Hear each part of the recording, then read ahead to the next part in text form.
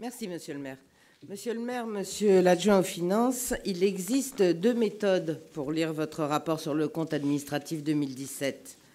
Soit on le lit en commençant par le début, à partir de la page 3, et on nous décrit un budget harmonieux, en ligne avec les prévisions, exécutées par des petits Mozart de la finance publique.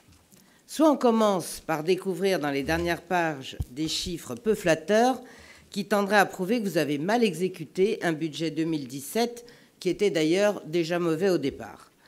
Commençons donc par la lecture de la page 45 qui montre que notre dette communale vient de battre un nouveau record, effectivement, à 509 millions d'euros, si on y inclut le partenariat public-privé Alliance.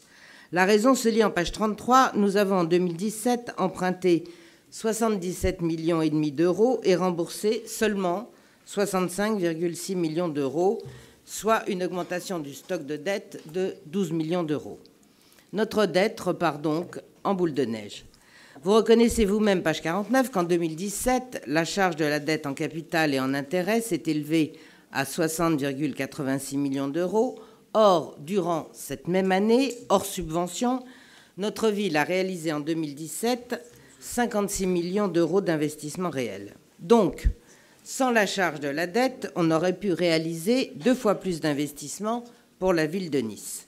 Notre dette municipale n'hypothèque pas uniquement les générations futures, elle commence aussi dès maintenant à étouffer nos réalisations présentes. Pourquoi alors un tel délabrement de notre situation financière ? Ce mauvais cadeau que vous laisserez, monsieur le maire, à vos successeurs trouve son explication en page 29 de votre note de présentation. Le tableau qui figure montre que notre épargne nette est passée en négatif, monsieur Allemand vient de le dire, et on est d'accord sur les chiffres, à moins 1,5 million d'euros, alors qu'elle était en moyenne de 3,5 millions d'euros les années antérieures. Or, l'épargne est le seul moyen pour notre commune d'investir sans continuer à s'endetter. Mais je connais votre credo, vous me l'avez répété depuis 4 ans, selon lequel s'endetter, c'est s'enrichir. Certes, à la condition préalable que le remboursement des emprunts soit une priorité, et ce n'est pas la vôtre, loin s'en faut. Et toujours dans le même tableau, on s'aperçoit que l'épargne de gestion, qui est la source de l'épargne nette, a chuté de 68,5 millions d'euros en 2014 à 42,8 millions d'euros en 2017, c'est-à-dire une baisse de plus de 25 millions d'euros. Et si on continue à remonter vers le haut de la colonne, alors la vérité éclate. Entre 2014 et 2017, vos dépenses réelles de fonctionnement courant ont augmenté de 34 millions d'euros, ce qui n'est quand même pas une bagatelle. Et de l'autre côté de la balance, nos recettes réelles de fonctionnement, dont la fiscalité entre autres, ont augmenté de 8,4 millions d'euros. Car c'est quand même là le point le plus étonnant.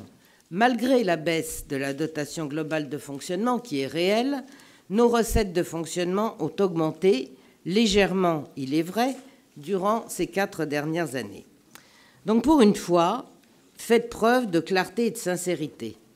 Malgré une baisse programmée des dotations de l'État, vous n'avez rien fait pour diminuer les dépenses courantes de la ville. Et résultat inévitable, nous nous trouvons avec une masse d'investissement concret réalisé de 77 millions d'euros seulement, soit par rapport au budget primitif 2017, 13 millions d'investissements différés, faute d'autofinancement, ou encore une baisse de 3 millions d'euros par rapport à 2016. Je sais bien qu'il existe toujours une bonne raison pour augmenter les dépenses de fonctionnement, la politique de la ville, la sécurité, l'environnement, etc. Mais quand même, il existe un niveau de laxisme au-delà duquel le train de vie et la dette qui s'ensuit finissent par se payer cash. Et c'est évidemment les bonnes raisons pour lesquelles je voterai contre ce compte administratif. Je vous remercie.